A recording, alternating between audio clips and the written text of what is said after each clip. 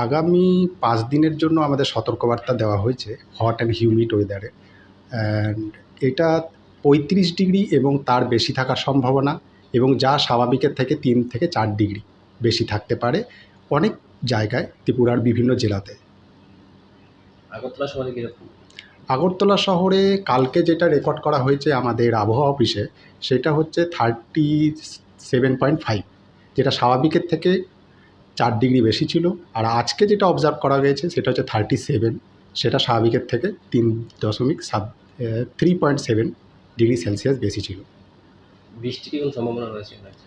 বৃষ্টির সম্ভাবনা, উনাকোটি, নর্থ এবং ধলাই বৃষ্টির 1-2 জায়গায় বৃষ্টির সম্ভাবনা দেওয়া হয়েছে সামনের 3 দিন দেওয়া হয়েছে। জন্য আমাদের আবহাওয়া অফিসের পক্ষ থেকে যেটা সতর্কবার্তা দেওয়া হবে যে রৌদ্রে বেশি বেরোবেন না, বেশি পরিমাণে জল পান করুন, হালকা সুতির জামা ঢেলাঢোলা ব্যবহার করুন, এবং বাইরে বেরোলে মাথায় ক্যাপ ব্যবহার করুন, টুপি ব্যবহার করুন। এবং আরেকটা যেটা বলবো, যদি কোনো প্রয়োজন থাকে তাহলে 10টার আগে কাজগুলো কমপ্লিট করে নেন।